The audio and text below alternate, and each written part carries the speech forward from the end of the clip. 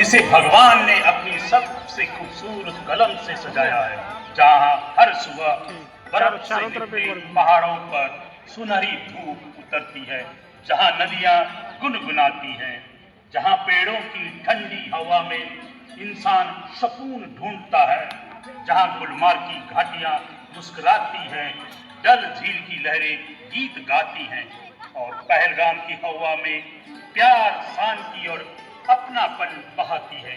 लेकिन हर जन्नत के पास उसका एक जख्म भी होता है। लिकर नदी के किनारे बसा एक छोटा सा स्वर्ग, देवदार के जंगल, बर्फीले झरने और उन वादियों में गूंजती पर्यटकों की हंसी। या हर कोई आता है कुछ शांति पाने, कुछ यादें बनाने और कुछ तो सिर्फ इसलिए कि एक बार इस स्वर्ग को महसूस कर सके। फिर एक दिन इस स्वर्ग की धरती पर बारूद वर्षा और पहलगाम का नाम इतिहास के ऐसे अध्याय के रूप में दर्ज हो गया जिसे सुनकर आज भी रूह कांप जाती है। यह कहानी है उस दिन की जब पहलगाम की वादियां हुई थी, जब बच्चों की हंसी चीखों में बदल गई थी और जब इंसानियत का इम्तिहान लिया गया था। और एक सामान्य सुबह थी, पहलगाम की हवा में ठंडक थी लेकिन दिलों में गर्मजोशी। लोग घूम रहे थे, बच्चे खेल रहे थे। यार सूरज भाई, यहाँ की हवा में तो जादू है जादू। मन करता है बस यहीं बस जाऊं। हाँ भाई, सच कहा तुमने।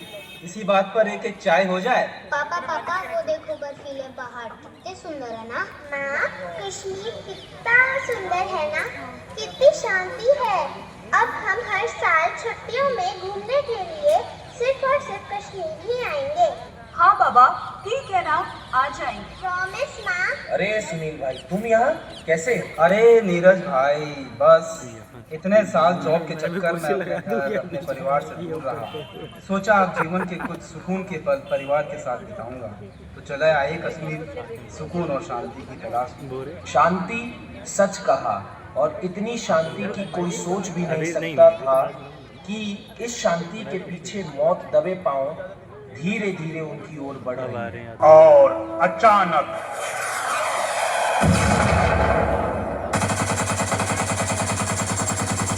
बताओ, हिंदू है कि मुसलमान?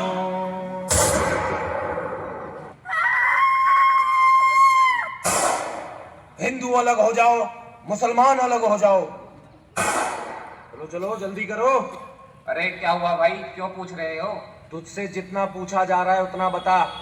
हिंदू है या मुसलमान? अगर मुसलमान है तो कलमा पढ़ के बता, मैं हिंदू हूँ।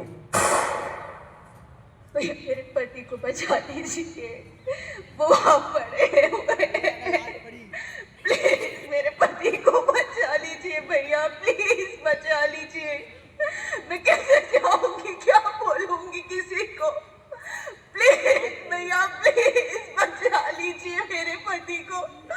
प्लीज भैया हेल्प कीजिए, प्लीज बचा लीजिए।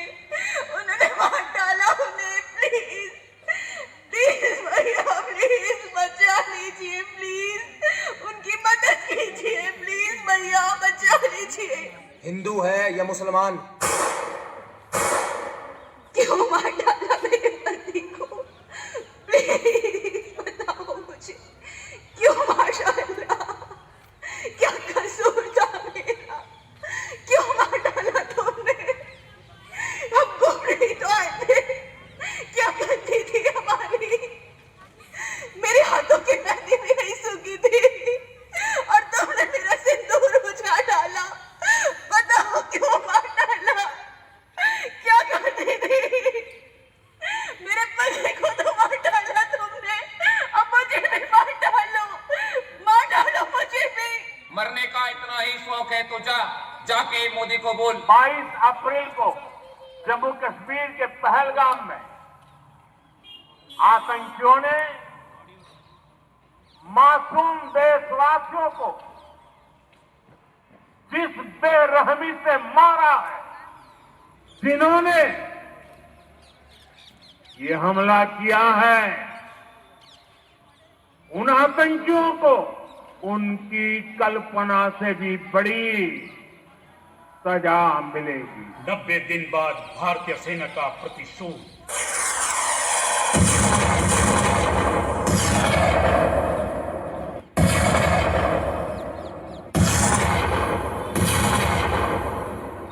बड़ी खबर मिल रही है वो बता देते हैं। जम्मू कश्मीर के श्रीनगर से खबर है, 3 आतंकवादियों को ढेर कर दिया गया है। ये बहुत बड़ी कामयाबी मिली है। सुरक्षा बल और आतंकियों में इस वक्त मुठभेड़ जारी है, ये जानकारी मिल रही है। 4 आतंकियों को पहले घेरा हुआ था, अब 3 आतंकी ढेर हो चुके हैं। बहुत बड़ी खबर न्यूज़ 18 इंडिया पर इस वक्त आप देख रहे हैं। नमस्कार, मैं कर्नल सोफिया कुरैशी और मेरे साथ wing commander Vyomika Singh.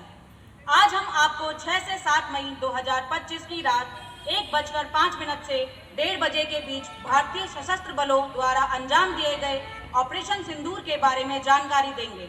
Operation सिंदूर 22 अप्रैल को पहलगाम में हुए विभत्स आतंकवादी हमले के शिकार मासूम नागरिकों व उनके परिवारों को न्याय देने के लिए लॉन्च किया गया था। इस कार्रवाई में 9 टेररिस्ट कैंप तथा 7 एयरबेस को तबाह कर दिया गया। भारतीय सेना ने ऑपरेशन सिंदूर के लक्ष्यों की प्राप्ति के लिए असीम शौर्य का प्रदर्शन किया तथा उन दरिंदों को मौत के घाट पहुंचा दिया। ऑपरेशन सिंदूर सिर्फ एक नाम नहीं है, ऑपरेशन सिंदूर न्याय की अखंड प्रतिज्ञा है। इसी के साथ आप सभी का इस ऑपरेशन की कामयाबी के लिए धन्यवाद। और आप सभी अपने स्थान पर खड़े होकर एक स्वर में बोलेंगे, भारत माता की जय, जय। भारत माता की जय, भारत माता की जय। तेरी जमीन से सर उठा के चले, हमें हंस के विदा करवा। लाल है हम तेरे, याद करना हमें, ढोल ताश बजा करवा।